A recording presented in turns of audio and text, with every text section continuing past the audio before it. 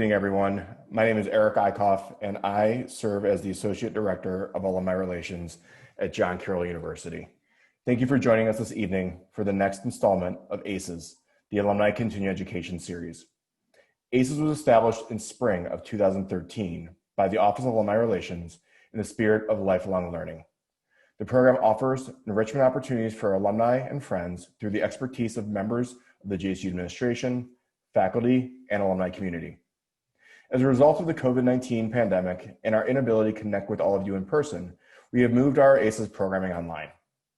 Over the past 6 months, we have heard from experts on ethics and leadership, the political and economic impact of COVID-19, racial equity and social justice, and the women's suffrage movement, just to name a few. Tonight, we will explore and learn about the future of the space industry and space exploration.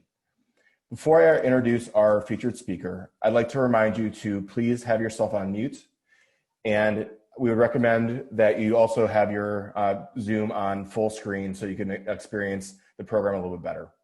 We will be taking questions as well, so please use the chat feature to ask any questions of Mr. Walz.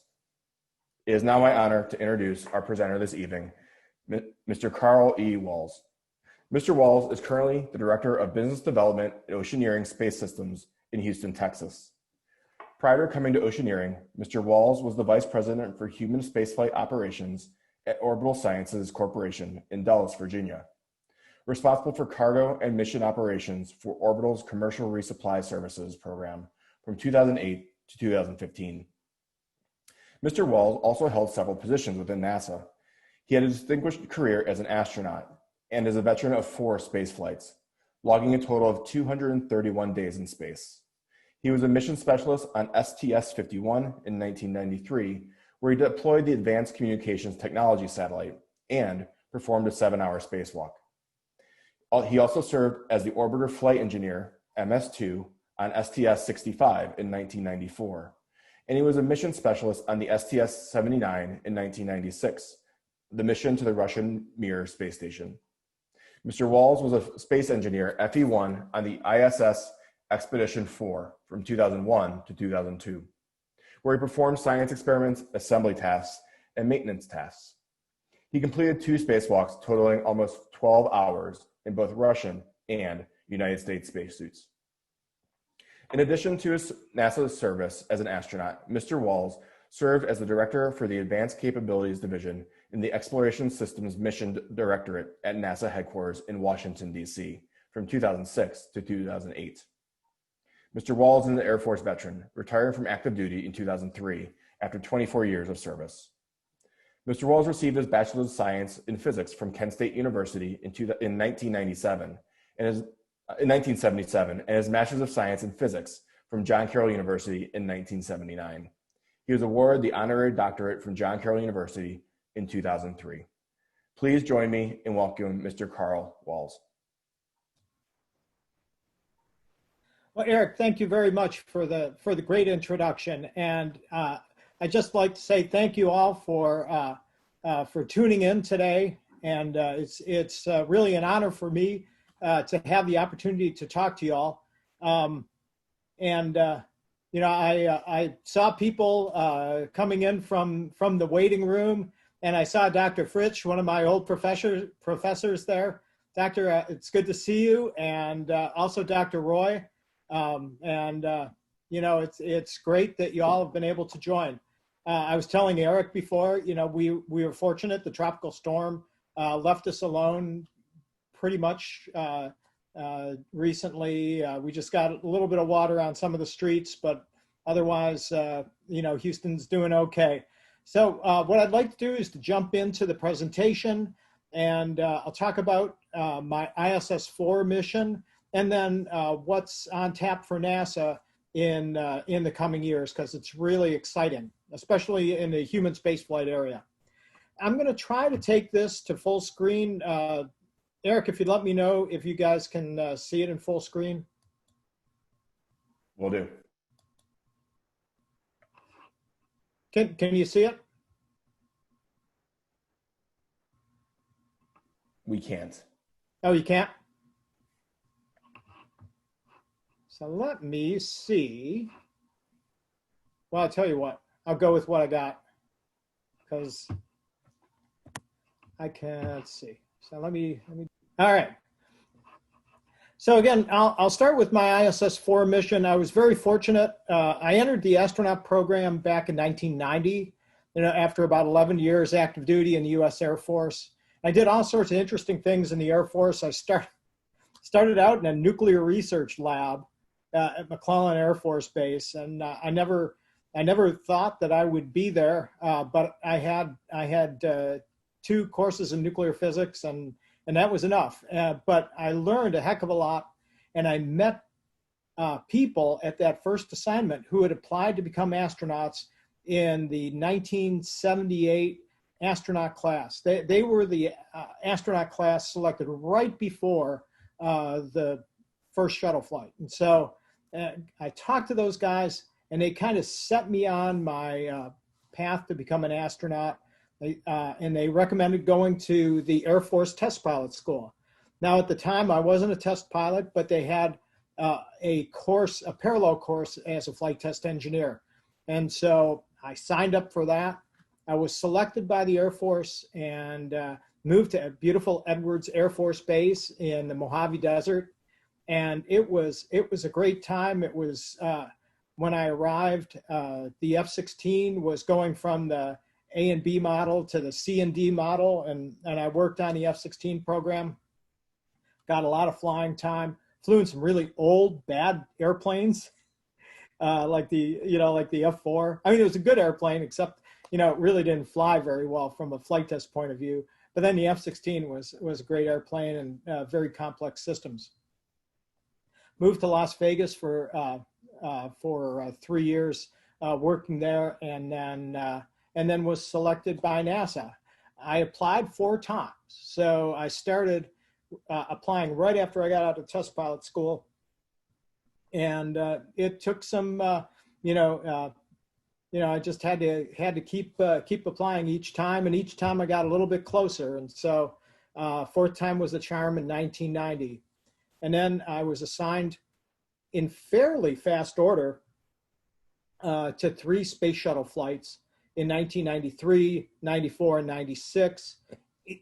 Excuse me. Each one of those a slightly different kind of flight. And then I was assigned to the space station program. And then things slowed way down because the space station was still in the process of being built.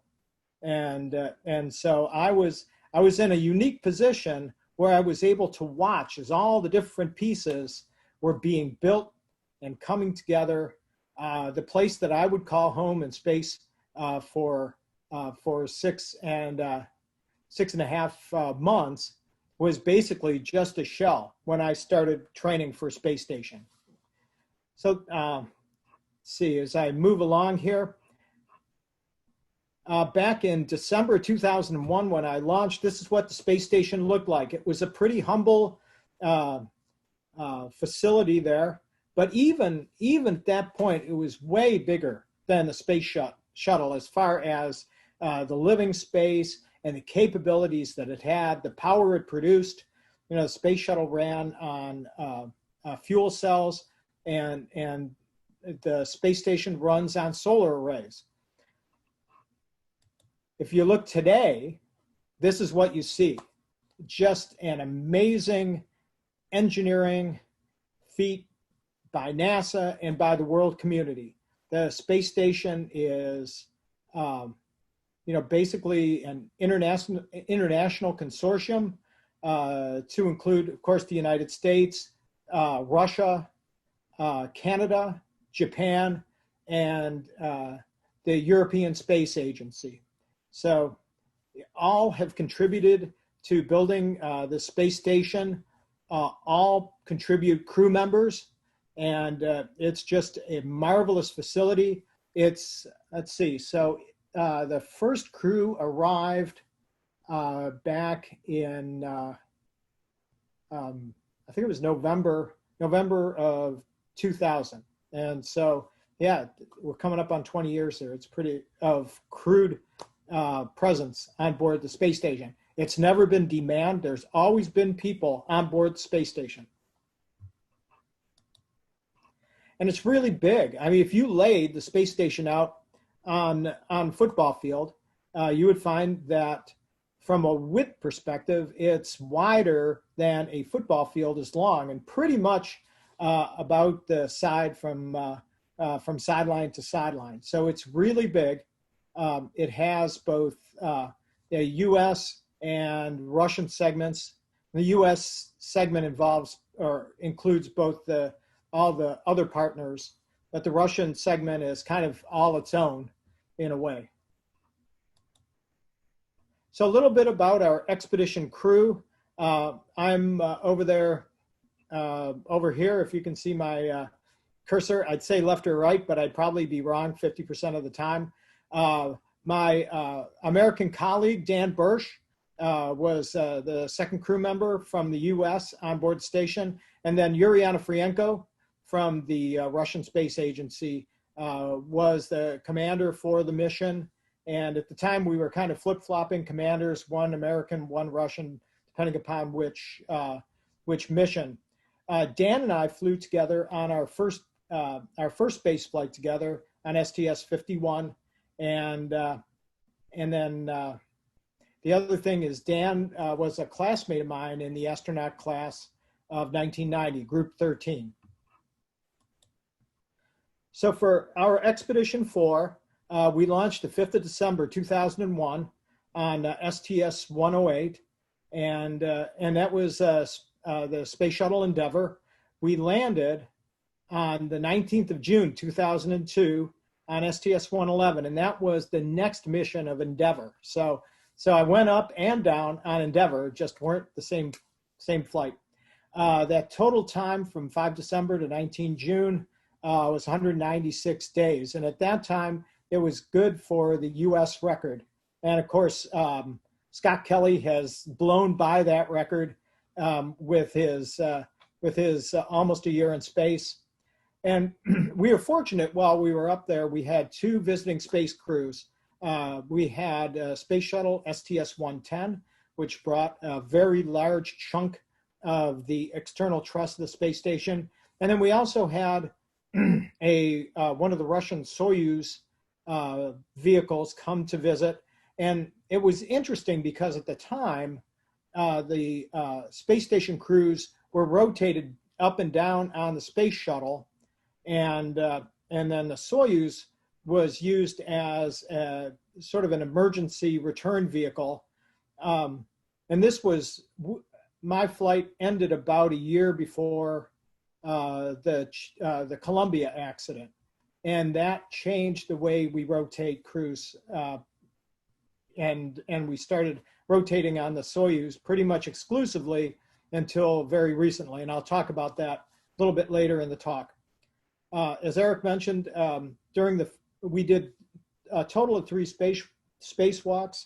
2 of those were in the Russian spacesuit, and 1 was in the U.S. spacesuit. So Dan and I did the U.S. spacewalk, and then Yuri and I did the first Russian spacewalk during our time there, and then Yuri and Dan did the second one.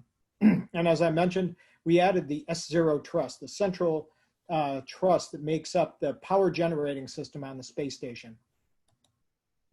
So, you might have seen this John Carroll banner. I was very fortunate to have the ability to carry that along, as well as the Indians hat and shirt. So, Cleveland was well represented while I was up on the International Space Station.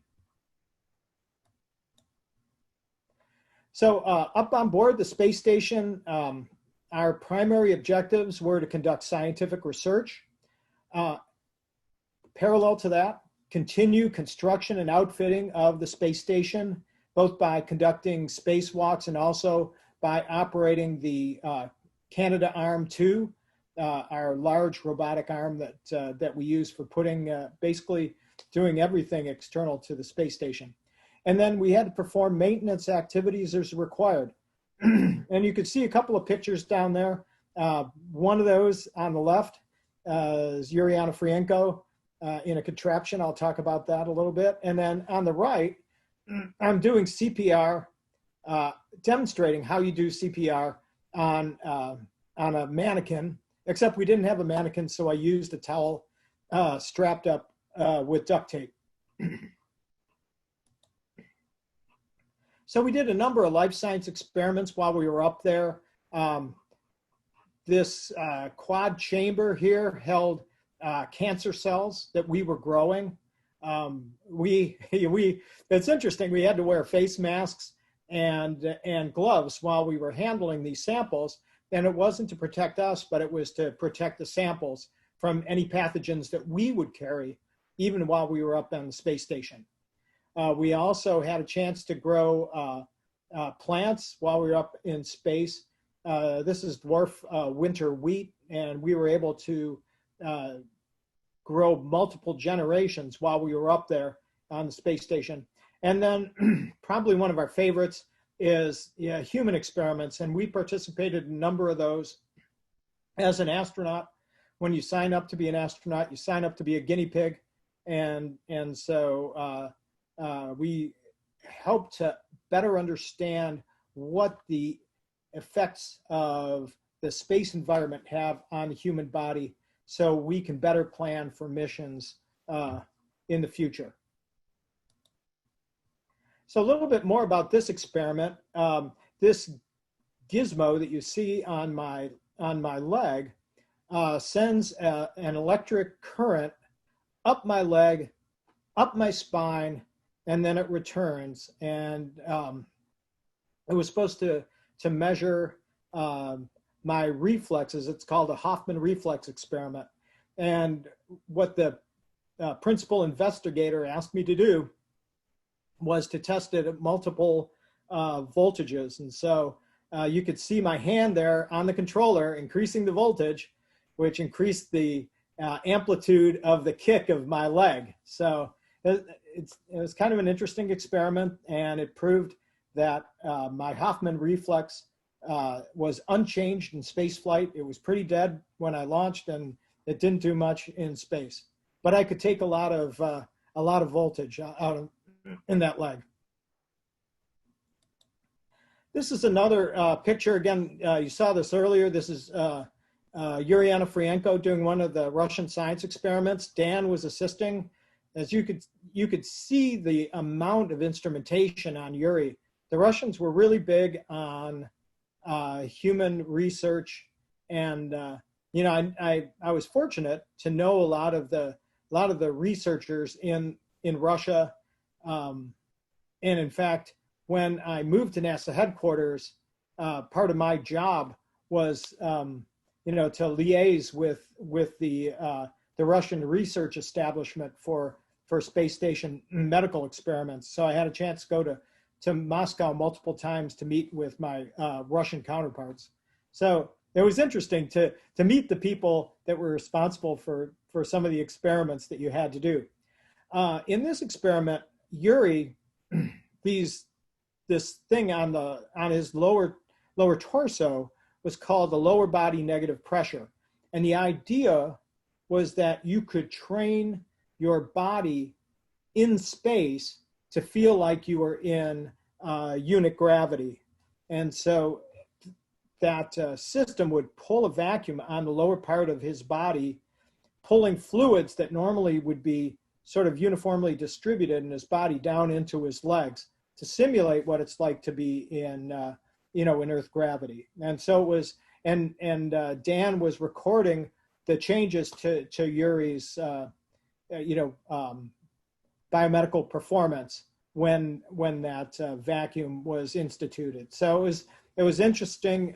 We also used this for training our bodies to return on the Soyuz capsule. So it was not only developed for research purposes, but it was also used operationally as a protocol prior to returning to Earth. A little bit about spacewalks. So Dan and I had a chance to do a spacewalk together. This is in what's called the crew lock. There are two pieces of the the spacewalking hardware on board the station. There's a crew lock and there's an equipment lock. So we're in the equipment lock here.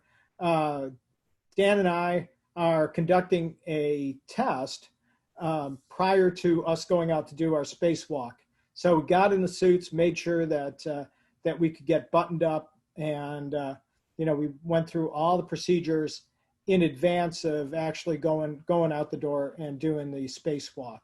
And it was a good thing that we actually did do the spacewalk, because we found some issues with the system, and we had to do some replanning for a subsequent mission that was coming up. So we learned a lot on this mission.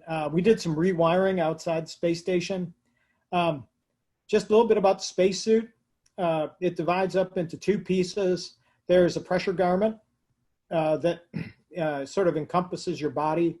And then on the back is the primary and secondary life support pack. So this has all the oxygen and CO2 removal to keep you alive while you're doing the spacewalk.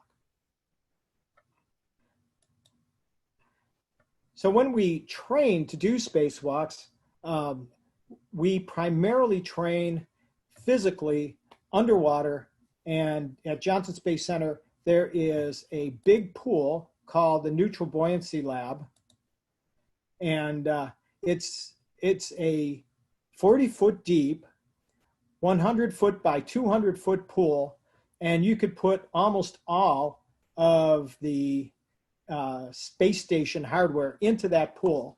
And this is where crews do their rehearsals for their spacewalks.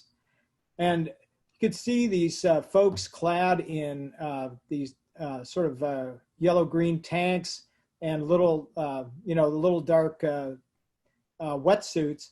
They're safety divers and float camera divers, and they make sure that the crews are able to perform their training tasks safely and to document that, so they go back and see how they did and how they could do the job better. So this Neutral Buoyancy Lab was built early in the space station program, because they realized that they would need a really large capability to be able to train all the crews that were needed to build this very large space station. This next picture, unfortunately, when I was on board the space station, we didn't have a lot of good external camera views. So these are pictures from my spacewalk on STS-51. Still the same spacesuit. And this is me sort of waving hi to my mom. I had the red stripes for the EV1 position for the space station, and we were testing tools that would be used for the Hubble repair mission that was coming up about 4 months after our flight, and then also testing techniques for assembling the space station. So this piece of equipment that my feet are in on this left-hand picture, this was an articulating foot restraint, and a similar version was built for the space station that would allow us to perform the tasks of assembling the large portions of the space station. One of the things you have to remember is when you're in space, you are in free fall around the Earth, and so you're apparently weightless. You actually do have weight, but as in free fall, you just float there as if you were weightless. And so anyway, because you're weightless, apparently weightless, to do any work that requires tools where you have to react forces, you need a way to either anchor your body or to have a torque reaction fitting. And so we were looking to see what we could do free floating, and then how we could use restraints like these articulating foot restraints to allow us to do work in space. A little bit about robotics. Canada provided the Canadarm1 for the space station, and then they volunteered the Canadarm2 And it has been a tremendous capability on board the space station.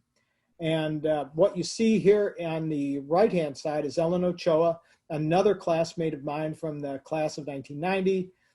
And we're doing robotic operations together, supporting the deployment of the S0 truss. And it's really interesting because you need a couple of people to be operating that robotic arm, because part of the art, as you're moving this really big structure around another really big structure, is not hitting things. And so my job during this time was to optimize the camera views. And so Ellen, as she was moving the arm, was able to avoid any structure outside that might cause some damage to the robotic arm. So switching to other things that we did on board the space station, we had to exercise about 2 hours, 2.5 hours each day to try to maintain our health while we were on board the space station.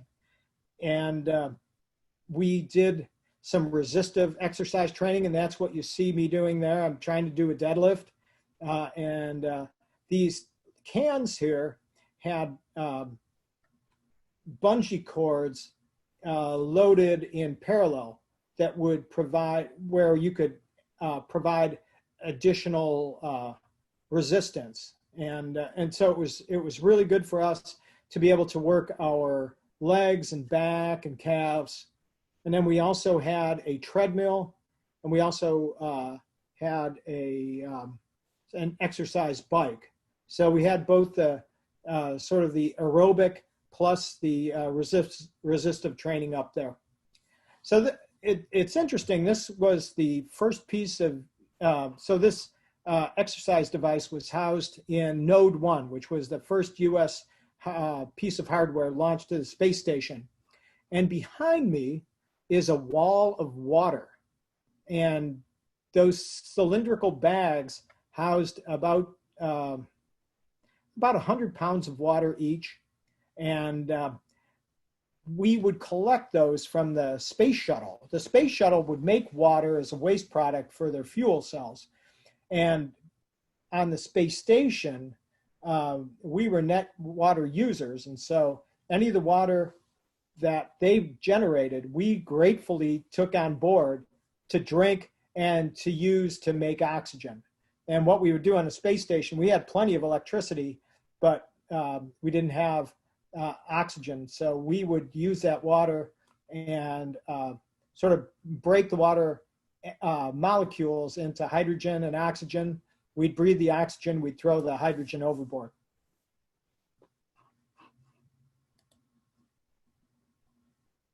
So we did a lot of maintenance tasks while we were there. Just speaking of oxygen, so on the left-hand side, Yuriana Franco is there with our oxygen generator. It broke down about 3 months into our mission, and my mother was very concerned because we weren't generating any oxygen. So we had other sources, but our primary system was this oxygen generator that broke down the water into oxygen, breathable oxygen, and hydrogen. So we were able, fortunately, to replace the broken one with a new one that we had stored on board. And after about a week of checkouts, it was good to go again. But we were fortunate. We had large pressurized oxygen tanks in the US airlock that we used. And then we also had what are called oxygen candles. It's basically, they were a solid compound that would be heated, and in that heat, the compound would liberate breathable oxygen, and we would use that. But we didn't like to use that as much because we had to heat it, and that system we think was the cause of the fire on board Space Station Mir. So we were always really careful when we were using that one. On the right-hand side, are cans of waste, human waste in particular, both liquid, these long ones are liquid human waste, and then these short ones are solid liquid human waste. Right now on board the space station, the liquid waste gets recycled and turned into water that can be,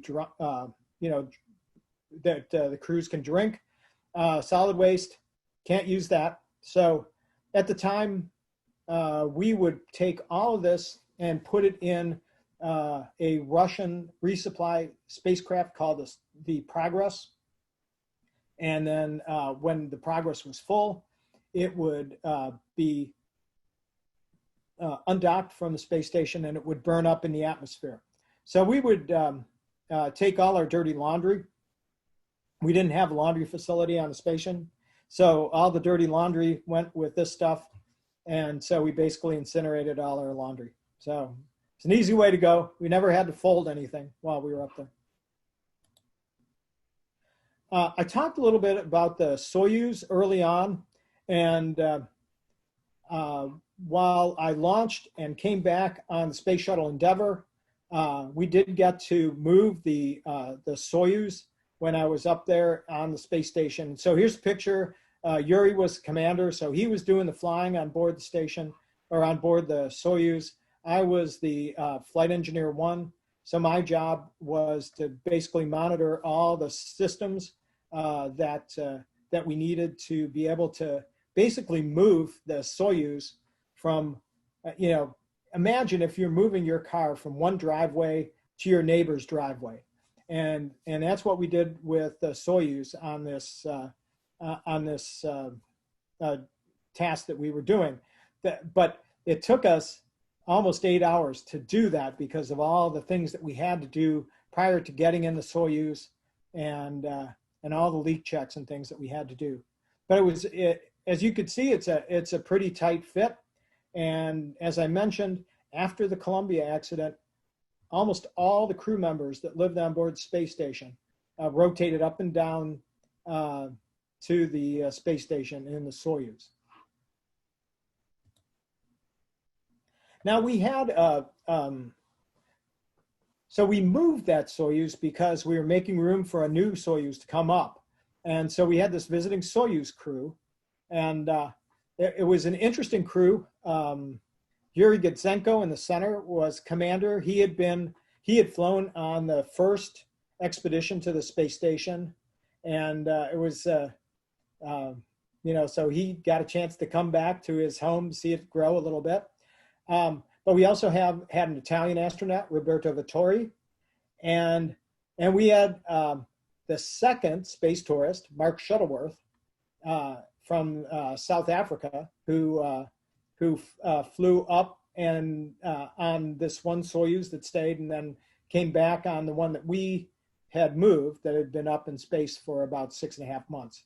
So it was interesting to get a chance to meet Mark both on the ground before we launched, and then meeting him in space. Interesting person, and he was a self-financed sort of South African space program. They really didn't have a national space program, and in addition to paying money for his passage up to the space station, he also set up experiments on the ground and experiments to be performed in flight. So it was quite a job for him and his team, and he did a really nice job. And then we had time, to have some fun. And so we were fortunate to have a couple of musical instruments. This guitar came up on the Expedition 3 mission right before our mission.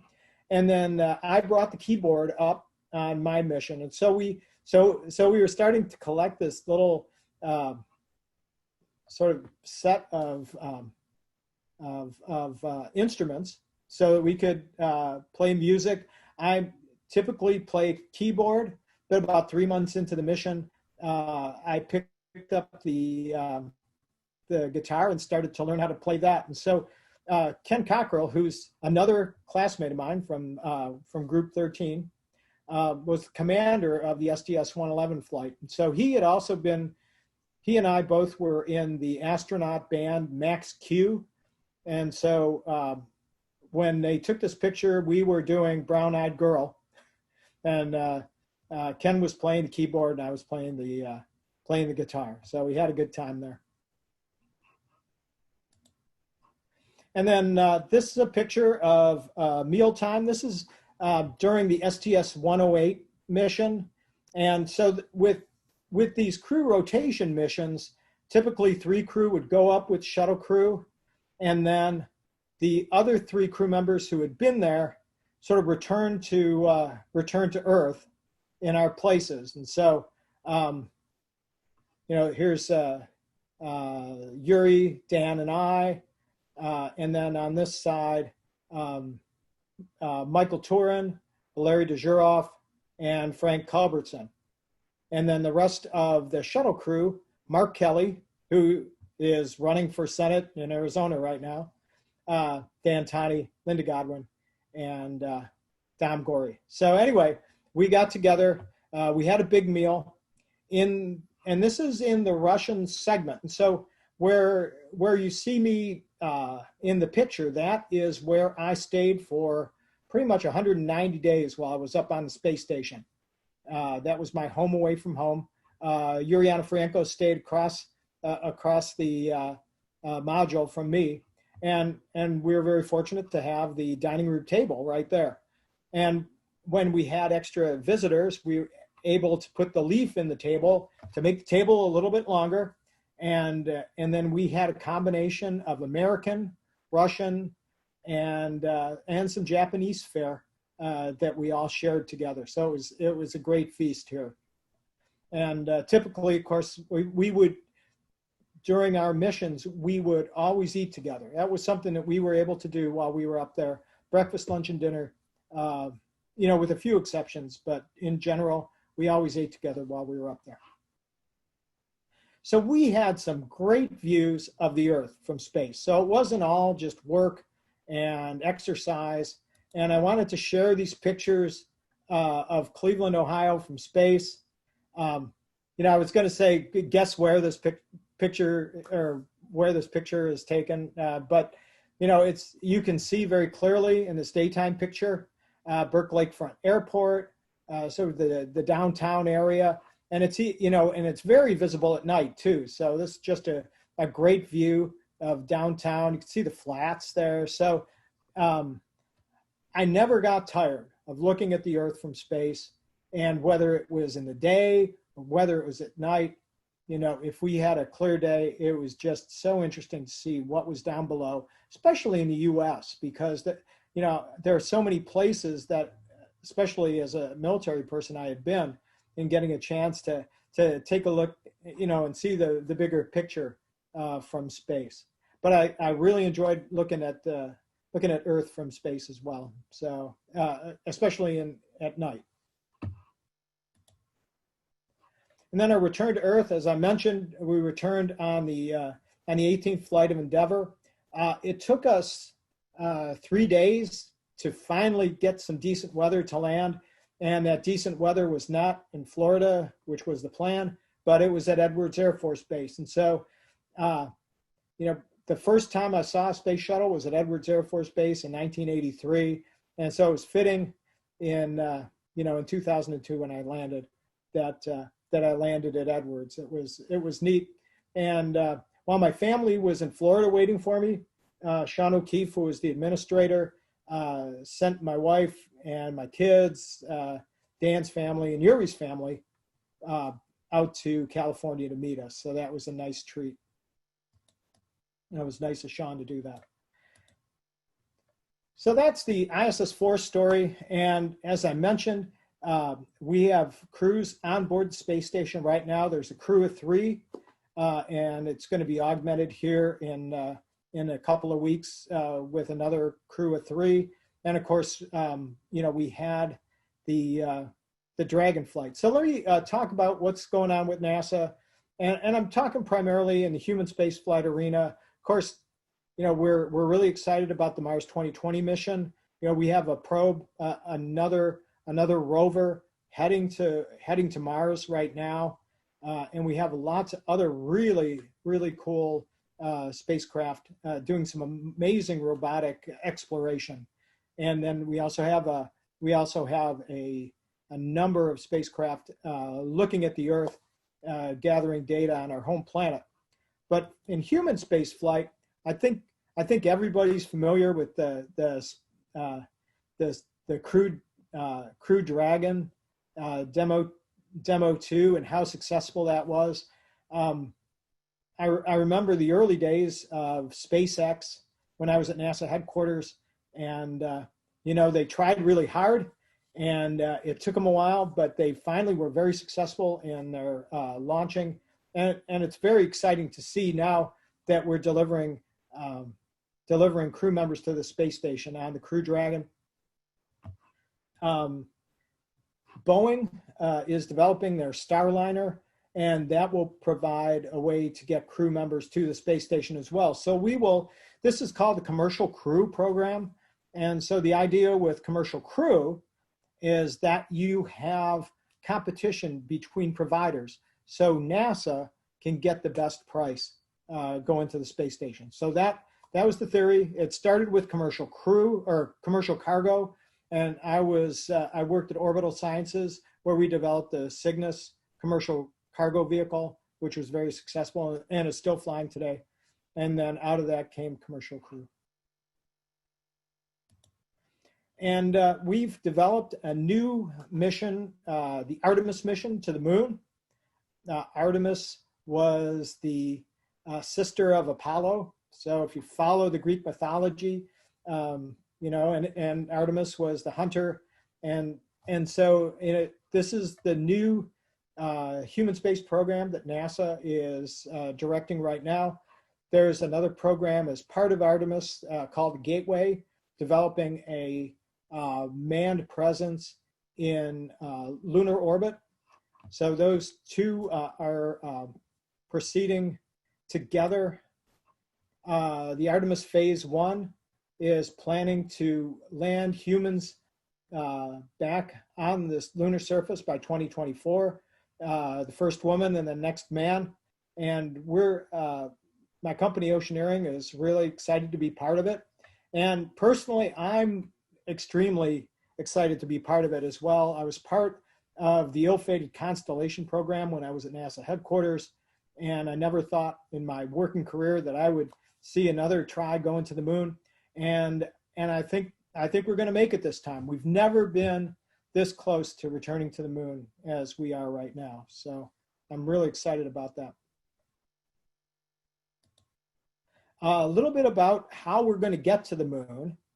The Orion program is being developed by Lockheed Martin, and it basically came out of the Constellation program. It survived through congressional assistance, and we're just about ready to fly that first unmanned mission to the moon. And so it has a crew module and then a service module. The service module is being provided by the European Space Agency. And then there's a spacecraft adapter to the next item that I'll talk about, the Space Launch System.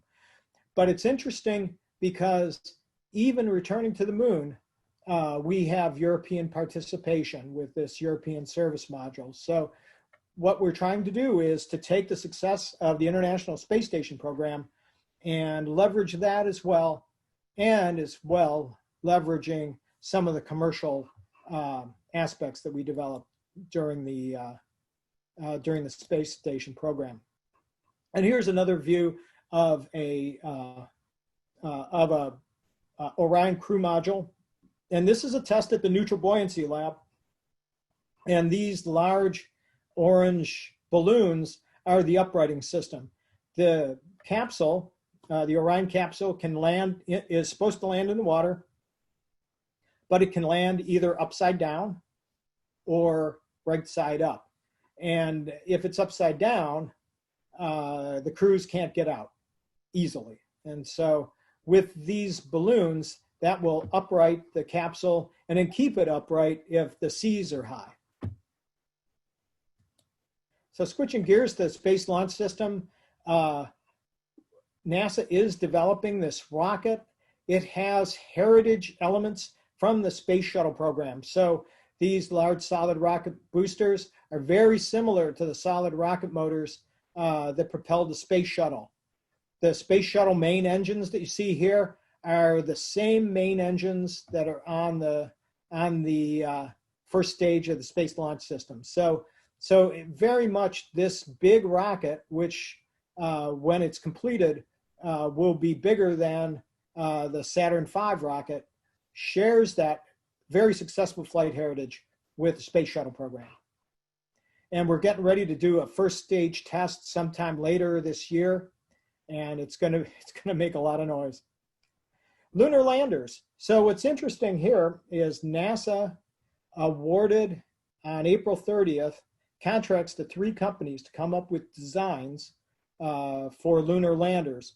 This is a concept developed by a company called Dynetics, and my oceaneering company is involved as part of the Dynetics team, and we're really excited about this. I spent a lot of time working on this now, and it's great. You know, I'm able to share all the experience that I gained during the Space Shuttle and Space Station programs.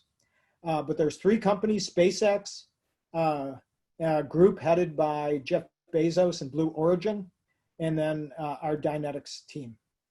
And we are just going at it to try to get to the moon by 2024, as the president asked us to do. So we're really excited about it, and we're making great progress. And I think we'll be able to make it.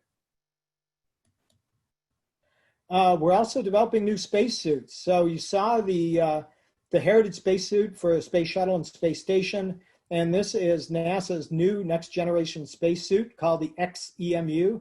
They put an X in front of it, but it basically is designed as a walking suit. So they've made the legs such that crew members can walk around, bend down, pick up lunar samples, and climb up ladders so they can get up and down from a lunar lander to the lunar surface. And so we're excited about this new spacesuit as well. When I was at Oceaneering I'm still at Oceaneering, but back when I started at Oceaneering, we were developing a spacesuit that was very similar to this XEMU, and I had a chance to do some testing, and it was interesting at 60 years old getting into a spacesuit and operating at a really high 8.2 pounds per square inch internal pressure. It was demanding, but it was really cool to be able to get in a spacesuit again. And then the Gateway, we're looking at the Gateway as a way station.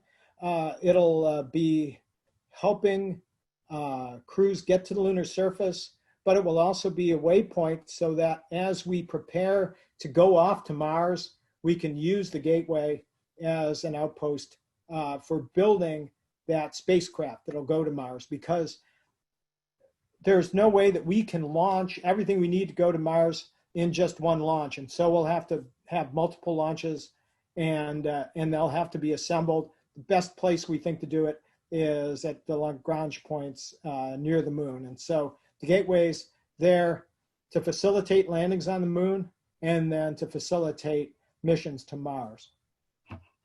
And so that's my story. And thank you very much. And I'm happy to entertain some questions. Well, thank you, Carl. We really appreciate you being here tonight and sharing your thoughts and expertise with us. We have a couple of questions that came in. I have one question that I shared with you earlier. And it's about the partnership between the public and the private. It seems like it's definitely changed. In the past, it was mostly government, but now it seems like it's much more a public-private partnership. Why is that, and how do you think that has changed the space industry? So back around 2005, 2006, and I was again there at NASA headquarters, so I saw some of this happen. Mike Griffin was the administrator of NASA, and commercial companies came to Mike and they said, could you help stimulate the commercial sector to be able to provide capabilities for NASA? And so Mike put into the NASA budget $500 million to provide funds for 2 companies to develop commercial cargo capabilities to the space station. And so what he found in doing that was, by bringing in companies commercial, 2 things happened. One is that the companies brought money to the table. So for example, at Orbital Sciences, NASA provided $170 million. Orbital provided the rest. And what NASA got out of it was a new rocket, a new spacecraft, and a new capability. And in the end, most of the funds for the development of that capability were provided by Orbital Sciences.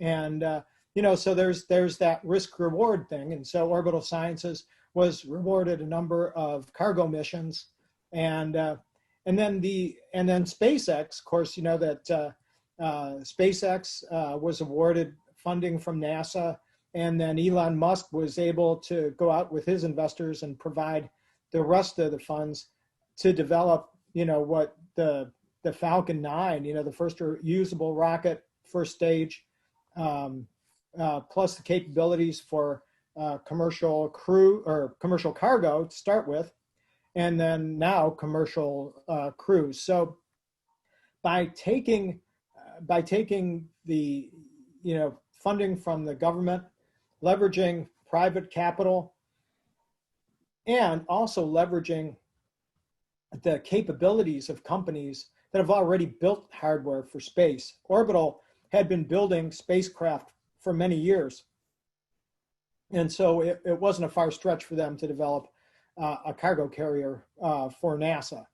But, we worked very closely with NASA because, most robotic spacecraft don't have to worry about protecting humans in space.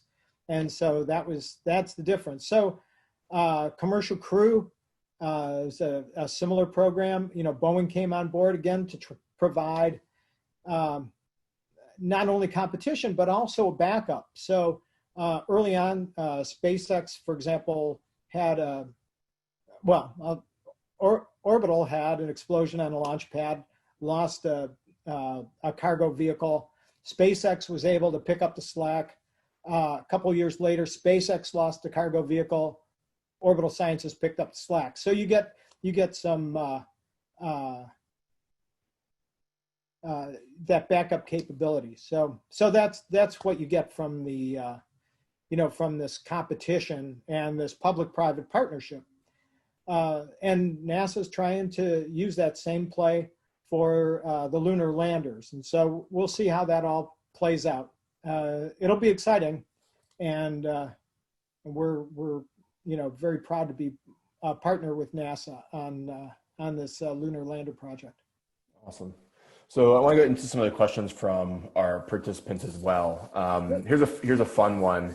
When you're talking about the band that you had up in space, does the piano sound any different when you're up in space, or did it sound basically what we would expect it here to be on Earth?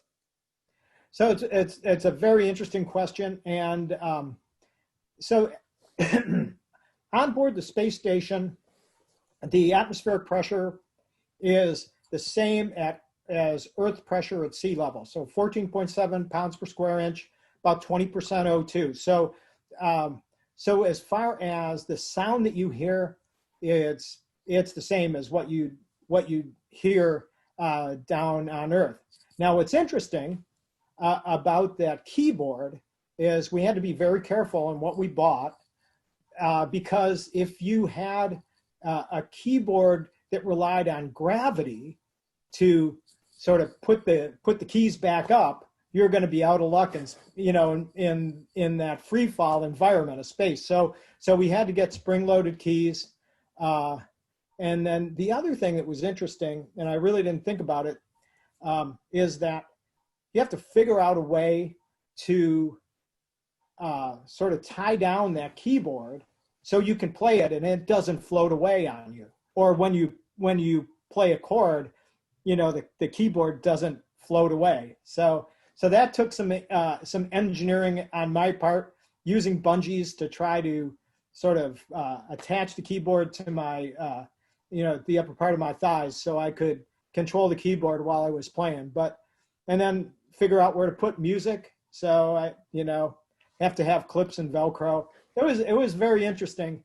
The guitar, was a little easier to handle because you have to hold it anyway. So, but yeah, sound wise, no change. Now, if we would reduce the atmosphere, and it would definitely change that tone. And one of the things, when we would test out a spacesuit, we would get in the spacesuit, and then they'd reduce the atmosphere around the spacesuit, so we get a chance to go to vacuum. And the pressure inside the suit was 4 pounds per square inch, so about 70% of what you have on Earth. Well, that's math in public. That might be wrong on the 70%. Anyway, they always ask you to whistle, and you can't whistle at 4.3 psi. Just doesn't happen. You can't get enough air through your lips to whistle. So atmospheric pressure is what makes the difference up there. Interesting. So someone asked, what is your opinion on the ability to have a flight to Mars?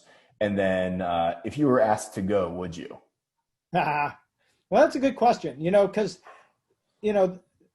I know there's always been this debate about whether we should go to Mars or go back to the moon. But one of the things, Mars is really far away. Mars it takes 6 months on a good day just to get there. And then depending upon how you go, you can stay maybe a month and then you have to come back and it'll take you 8 months to get back, or you have to stay for like a year and a half and then come back. So you're talking anywhere from a 14, 15-month mission to a 3-year mission. And that is a daunting challenge.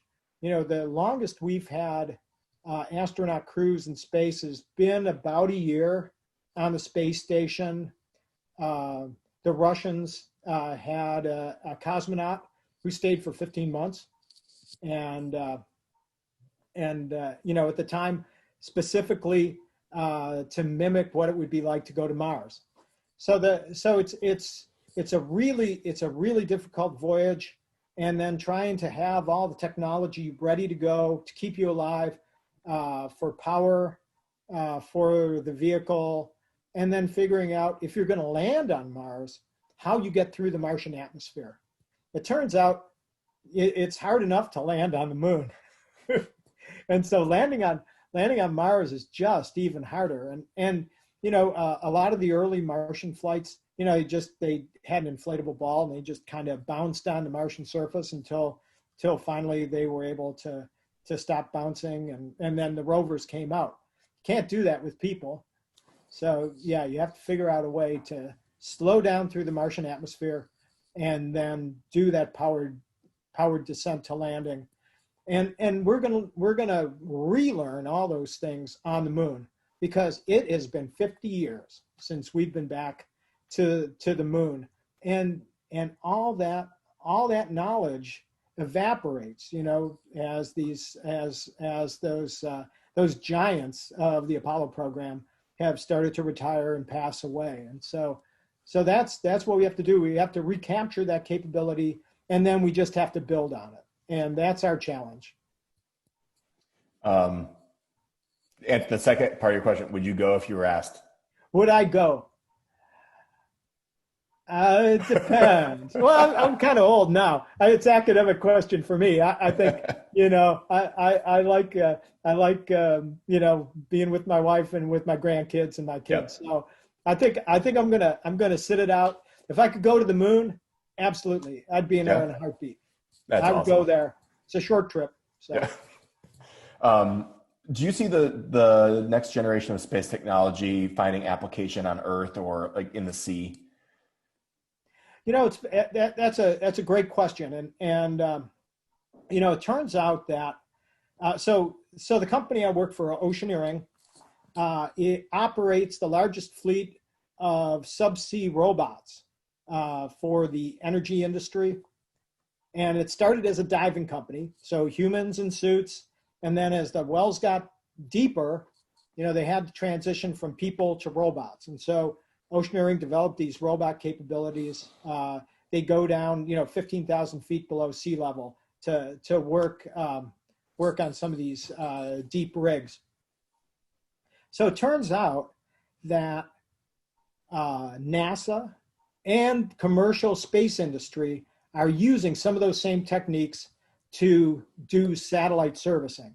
And so it's actually some of that technology from the from Earth and from the oceans is now migrating its way up to space. And similarly, some of the technology for doing automated sequences using the robotic arm has found its way back down underwater to allow for autonomous robotic operation in the deep sea. So there's what we've seen as a cross-pollination between inner space and outer space, and I'm hopeful that we'll see new capabilities come out of our lunar missions. I'm sure they will, because we'll have to invent some new capabilities. Take the science that we know, turn it into products that we need, and those products I'm sure will have applications. What are your thoughts on a permanent presence on the moon? Do you feel like that will be the next step once we are on the moon in 2024? Do you think there'll be talk about having a permanent presence there? So I think there's been a desire to try to establish a moon colony. Dr. Werner from the European Space Agency, and I think now DLR, the German Space Agency, has talked about a moon colony, a moon base. And I think that would be something that would be desirable. It'll take a long time to establish. Areas that are probably the best locations for that would be at the lunar poles, where there's resources of water ice that could be used for air and water. And we'll see. It could be that those people on the moon they will maintain the equipment that is used to mine that water ice. So I think it would be cool. I think it would be a great step, and we'll see. In the end, I think it has to have some commercial payback to really be viable. So, but I think the moon has a lot to offer, and we've really, in our Apollo missions, we only scratched the surface, and only in the equatorial regions. All the interesting stuff apparently is at the poles. So, one of our alums was actually, I think one of our professors was asking about the preparations that you had to go through for the spacewalk, especially like as it pertains to the suit. So that's a good question. The getting in a suit, when you do a spacewalk, it's a athletic event. And so you have to be in pretty good shape to be able to operate that suit, because no matter what you do, you're in this balloon that's pressurized to about 4 pounds per square inch. So moving your arms, extending them and bringing them back, you're fighting that pressure inside the suit. The suit is designed to facilitate that motion, but it's still really hard to do. Same with your hands, closing and opening, you have to work against the suit. So the first thing is to get a good suit fit. So first thing you do, get a suit fit, and then you begin training in the water tank. And so that was one of the things that I did early on. NASA, during the shuttle program, we had a tiny little tank that was big enough for the payload bay of the space shuttle, and then eventually, of course, you saw the gargantuan Buoyancy Lab. And we would train probably for each spacewalk, we would do 10 runs in the water tank doing those tasks. So if you were doing multiple spacewalks, you could be doing, maybe 20 training runs. And those would be like 6 hours at a crack. So it's a lot of time in the suit, a lot of time underwater. In addition to that, you learn about how the suit operates, and they actually put you in a real suit that can go to vacuum, and you go to vacuum, and you see what it feels like to be in a real suit on a life support package that's keeping you alive. And so that's where I had the experience trying to whistle in the spacesuit. It was one of those runs. And what was interesting is they pumped down the airlock. They had a little tin of water, and you could see the water start to bubble and boil at room temperature and eventually freeze and then just sublime away. So it was a very potent reminder of what atmospheric pressure, why you need atmospheric pressure to keep things alive. So I have two more questions, and I don't think we're going to get to all of the questions. I don't know if you'd be open to, if I were to send them to you, would you be mind just doing quick answers for the ones we couldn't get to via email? Sure. Okay. Yeah, sure. Absolutely. We're really fortunate tonight to have some students with us tonight. And I want to give them a sense of if they wanted to get into the space industry or space exploration, what advice would you give them? Or even some of our young alums who may be looking to venture into that career path. What type of advice would you give them?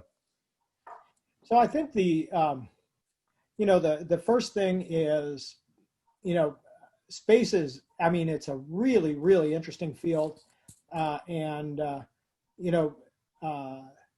The students at John Carroll are very fortunate. There's a NASA research center that's right down the street, and it's a great resource. So what I would say, certainly you want to major in subjects that include math, science, engineering.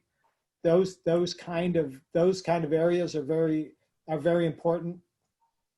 And then, but not just those, because what I found is that there are people in finance, in political science, that all work together to support NASA. When I was at NASA headquarters, I spent a lot of time with political science folks, going across the street to congressional offices to try to explain why we were doing what we were doing in space. And so, but primarily I think on the technical side, that's what NASA's looking for, and using Glenn as a resource, and then looking at companies that provide hardware to NASA, looking for internship opportunities is really important. And then, just trying to follow through. NASA often has internships available, so getting in there early with NASA is probably one of the best ways.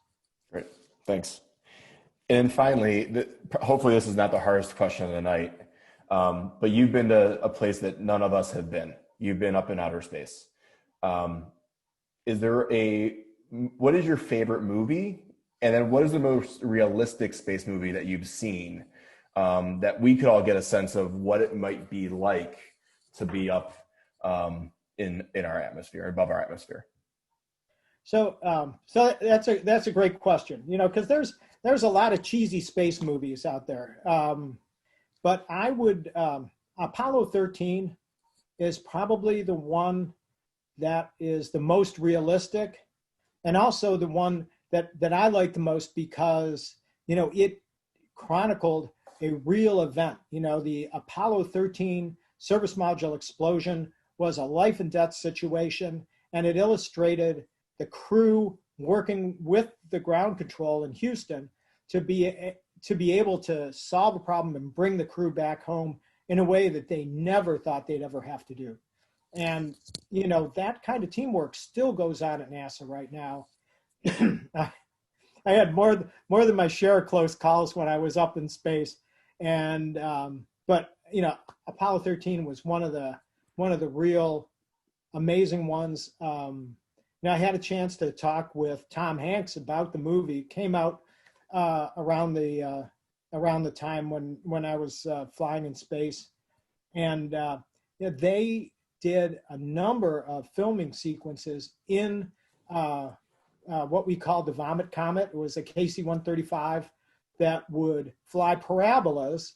And so you would be weightless for 30 seconds. And so they would set up these shots with mock-ups of the Apollo 13 capsule in the fuselage of the KC-135.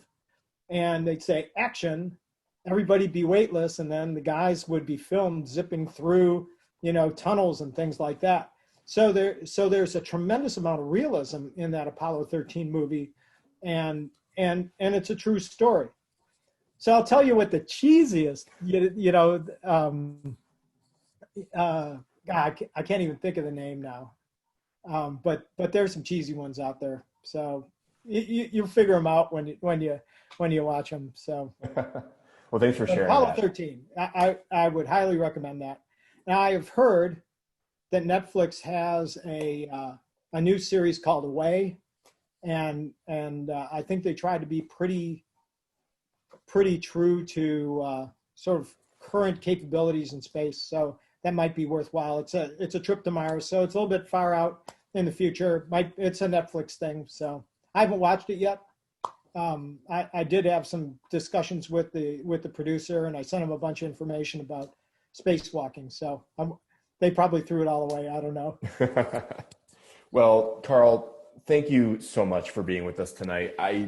We really appreciate your expertise and sharing your experiences and thoughts on the future of the space industry. I also want to make sure I recognize your service to our country and thank you for serving in our Air Force. And then finally, again, thanks for your help this past summer with JCU Junior. Really appreciate your willingness to help with that. We truly are fortunate to have you as a member of our alumni community, so thank you. You bet. Before we conclude, I want to provide a few other opportunities for you all to take advantage of this fall. Just to highlight a few of them. On Thursday, on Thursday, October 8th, we will speak with 3 alumni in the craft beer industry about their companies, how they've built their organization, and how they've navigated the COVID-19 crisis. On Wednesday, October 14th, we are fortunate to have the opportunity to speak with Jill Kobus Johnson, wife of JCU President Michael Johnson and ambassador for the university, about the importance of professional reinvention and resilience. The conversation will be facilitated by JCU Alumni Association board member Jennifer Garner. Finally, on Wednesday, October 21st, Dr. Dan Kilbride, professor of history at John Carroll, will focus on how we honor history, specifically the role monuments to the Confederacy have played throughout our nation's history. More on these programs and the recordings of all of our previous programs can be found on our website. We also recorded this one, and we'll make it available as soon as we have it uploaded as well. Finally, I just briefly mentioned this as an offshoot of our ACES program. We launched JCU Junior this summer. This enrichment program is geared toward our youngest members of the Blue Streak family, the children of alumni, faculty, staff, and friends. All are invited to explore the topics we explored this summer: science, poetry, animals, baking, the 19th Amendment in the women's suffrage movement, and again, the space industry and space exploration. If you enjoyed this topic tonight and you have children, I would highly recommend looking at the one for JCU Junior on the space industry with Carl. It was truly wonderful, and we're fortunate to have been able to do that. As a reminder, all of these programs are free. Registration can be found on our website at jcu.edu/alumni. And make sure you follow us on our social media at JCU Alumni on both Twitter and Instagram for more details. Thank you all again for being here tonight. And I hope you stay well and have a wonderful evening. Take care.